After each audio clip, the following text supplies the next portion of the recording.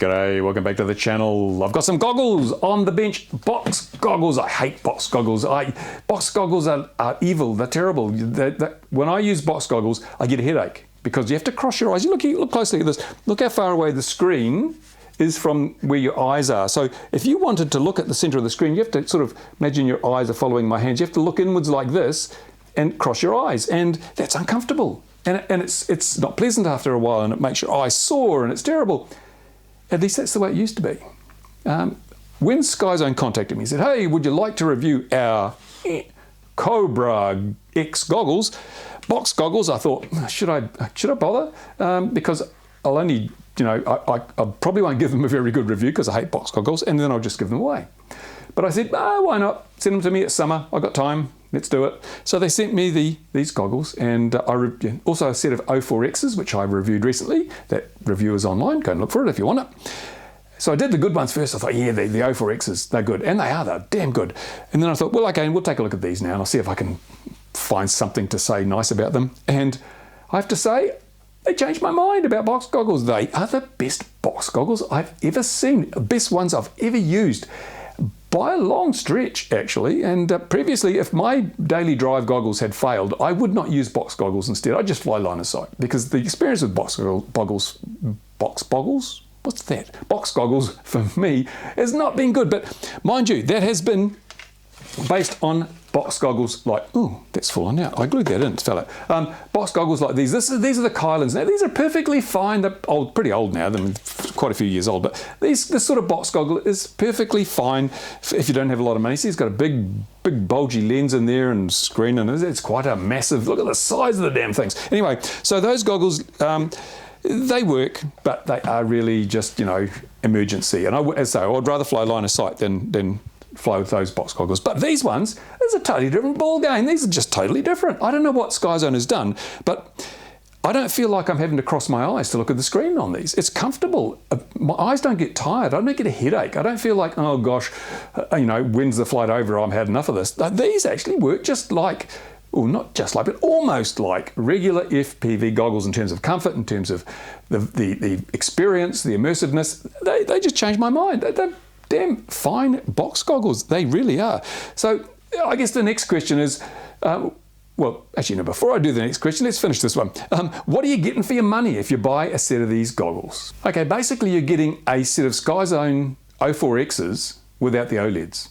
Yeah, the electronics in there is the same. It's got the same really sensitive receiver module. These receiver modules are good. I should have mentioned it in the O4X, but I get much better video range with the SkyZones than with any other FPV goggles I've used. Those receivers, whether it's in the mixed mode or the diversity mode, it just really reaches out and grabs that signal. It's brilliant. I flew on the weekend with my O4Xs, and I could fly much further without any kind of snowiness in the picture. And these use exactly the same module, and I flew these, and the same experience. They are really, really sensitive receivers. Fantastic for going out that little bit further. And you'll notice also, look at this. The little clicky wheels from the O4Xs, from their $600, I think they are, goggles, got them on here too. And buttons, it's actually, what they've done is they've taken the electronics from the really expensive O4Xs, thrown them into a set of box goggles. So you're getting everything but the OLEDs. Everything but the OLEDs. So electronically and from a specification point of view, these do just about as much as the O4Xs. The only difference is the way the information is presented to your eyes. In this case, there's a single LCD in there with a divided lens. You can see the lens has got a sort of in the middle there, it's got a division. So it's basically one lens for each eye. And I don't know what they've done, but there's a curvy bit in there and there's reflections and things. They've done some clever stuff with the optics. So it makes it easy to use without wrecking your eyeballs. So that is fantastic. So even underneath, if you look underneath at all the connectivity and the holes and plugs and things, same sort of thing. USB-C, head tracker output, DC input, HDMI input, so you could use it with the Fat Shark digital system if you wanted to. It's got an HDMI out. You just stick it on the front, on there, and plug it in there. It's going to give you a perfect set of box goggles for digital FPV. AV connector and a micro SD card. Same DVR as is in the O4Xs. Same high quality recordings with H.264 and not just some stupid motion JPEG or some wonky AVI format. So you're getting $600 electronics in a $200 set of box goggles. That's pretty damn good. It explains a lot of the performance of the whole system. And so now we move on to the next question. Why would you buy a set of box goggles? Well, obviously price is going to be a factor, isn't it? But a third the price of a top line set of FPV goggles. You know, and that's a lot of money you can save. You can do a lot of stuff with the money you've saved by buying these instead of a set of proper conventional set of FPV goggles. So that is probably one of the main reasons. But there are other reasons. And one of the reasons I'm not giving these away is because these are the perfect spectator goggles. They really are. I would use these for spectator goggles ahead of anything else I've ever used. Now, I used to use these Kylans. These are what I took out in the park as spectator goggles when I went flying, because we've got to remember, our hobby has a really bad PR image. People out there, the average public thinks that we are just hooligans and we're only flying these drones and these models to knock full-size aircraft out of the sky and to peer in people's windows and invade other people's privacy. We've got to show them that that's not the case. And I do that every time I go for a fly in the park, because I take my Kylan goggles, they're spectator goggles, and when I'm flying and someone comes up to me and says, "What are you doing?" I say, "Have a look in here and I'll show you." They put the spectator goggle on and they're usually just blown away. They go, "Wow, that is fantastic. Oh, how can I get a set of these? How can I fly one of these drones?" It converts people in the blink of an eye. When they see what we're seeing, they suddenly realize this isn't about spying on people. This isn't about annoying people. It's about this whole out-of-body flying experience.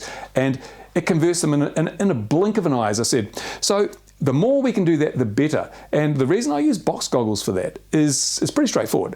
If you look at the average set of FPV goggles, you've got IPD adjustments, and now you've got focus adjustments, and you've got to get them positioned on your face the right way.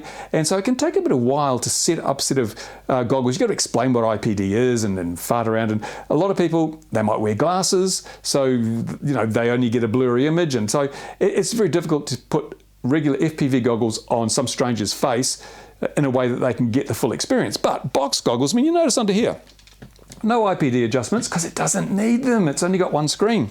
And no focus adjustments because it's close enough for most people. Because using a big screen, you can have a bit more latitude in terms of the optics, so that the focus isn't as critical with the big lens and the big screen. And so people can just throw this on their face and they're going to get a pretty damn good experience. Not like trying to get a set of HDO2s or O4Xs to fit and be all lined up and IPD'd and focused properly. So that means that these are brilliant. You don't have to mess around, and people do get to share the experience with you, and that's what converts them. So yeah, perfect. Box goggles are just the bee's knees for spectator goggles. But as I mentioned, glasses. You can put glasses on these. Look, where's a set of glasses, set of reading glasses around here? Here we go. Here's a set of reading glasses. Very stylish, very attractive. I wear these when I go out in public and people, just get blown away by how pretty I am. But these, they just fit in there. Look, just fits right in. Fits right in. And in fact, SkyZone have been clever enough that they've got there's a little track molded in here. See the little track there? So that the edge of your goggles fits in there. Oh, sorry, the edge of your glasses fits in there. So that's damn brilliant. They've thought ahead. That's really brilliant. So even if someone, a member of the public wears glasses, they just put this on their face anyway, and it doesn't matter they're wearing glasses. And of course, because they can keep the glasses on, they're getting that full, crisp, sharp image, even though it's only analog, a really good image. They get to share that experience. They get blown away. They go, I want one myself. So that's what we've got to do. So these are a marketing tool for the hobby. If we all had a set of these in the back of in our backpacks, and we all went flying in the parks and shared the experience, I think the public perception of FPV would change dramatically in a very short space of time. And I'm doing my best. I hope you're doing your best too. And SkyZone have stepped up to the plate, because this is the best box goggle experience I have ever had. And I've tried a few, not only the ones that have been sent to me for review, but other ones that people have turned up at the field to use. And they're just best. And finally, of course, while I'm on features, there's that. Look at that. Isn't that beautiful? See that lump there? See it? Look at it. Fantastic. What is it? What is it? Well, it's a battery. You can put an 18650, single 18650 cell in here, and they become fully self-contained standalone. Because the other problem with regular goggles, if you want to take people for a passenger ride or even use them yourself, is you've got to have a battery hanging out or tucked into the strap somewhere. And if you're trying to, fit someone out to have a quick passenger ride, dangling the battery out becomes a pain as well. These are fully self-contained. If you want to, you can just put a single 18650 cell on there. It'll charge through the USB port, or it'll charge through the normal DC input. So if you're going to be flying all day with these, you use a DC input with a decent sized LiPo. But if you just want to use them as passenger goggles, just All you do is turn them on, they go with that battery. Just charge it up overnight. You get. I've been getting over 30 minutes. I haven't tried it any more than 30 minutes, but 30 minutes operation with the lithium-ion cell. Brilliant, fantastic. And as you saw in my other Kaolin goggles, I did the same thing here. These had a flat single-cell LiPo. I just put a lithium-ion battery here. I hot glued it in, and my hot glue gave way, so I have to hold it in with the thing. But that's why I put this on here, because I wanted a fully self-contained set of goggles that people could just throw up on their face.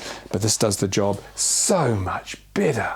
So there we go, there they are. I should mention they come with a couple of dorky dipole antennas no one will ever use. They come with a lead for the power connector, the DC barrel connector in there, 2.1mm barrel connector for the DC input from your LiPo. They come with an AV lead with RCA connectors on the other side, and that's about it really. Also a little instruction booklet, which, hey ho, you know, you don't really need it. It's so easy to use with those menus, on-screen menus. That's all fantastic.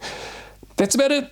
That's about it for another review. And as I say, as I always say, if you want to ask me questions, go down there to the bit where YouTube provides a little space and ask away. I'll do my best to answer them.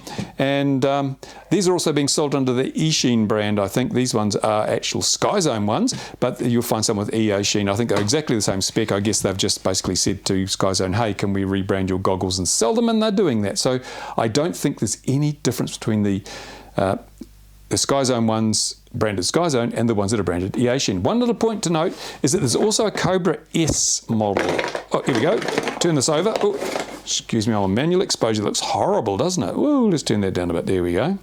Yeah, I'll put this up here. We're in HD. Whoops, let me just adjust the exposure again. We're in HD, so there you go. If you want to see the difference between the Cobra X and the Cobra S, I think the Cobra S is obviously a cheaper version, because the X has this 1280 by 720 screen, which much higher resolution. That's HD, not full HD. HD is the difference. Full HD is 1920 by 1080. So this is HD. Because you don't need any higher than that, because with an analog system, you're not going to have any more pixels to display than that. So no point in having a high res screen. And even with the Fat Shark system, I'm not sure what's the resolution on the Fat Shark. I think it's 1280 by 720. So yeah, that's all good as gold. The other one is it's only 800 by 400, so that's only definitely SD. And they've both got the steady view thing. That's that rapid fire lookalike thing that I've mentioned. Also, this only has MJPEG compression, which is, in my opinion, not as good. This has got H.264, which is much better. So, and it only has English and Chinese. This has 10 languages. Oh my goodness. I wonder if it's got Esperanto. I don't know. Anyway, so yeah, maybe you wouldn't go for the Cobra S if you wanted, but I would go for the Cobra X. It certainly seems to be more up-spec'd than the other ones. So there you go. As I say, that is it. I've got stuff in there, don't worry. Yeah, that is it. Thank you for watching, and turn it around so you can see it for the final shot. Thanks to my Patreon supporters. You make it possible for me to review these things without commercial imperatives, without me having to try and sell them to you in order to make money out of affiliate links. So you get the honest truth here. No holds barred. And honestly, yeah, best box goggles I've ever used. Best passenger goggles you could probably ever buy. There you go. Thanks for watching. Bye for now. Do some flying.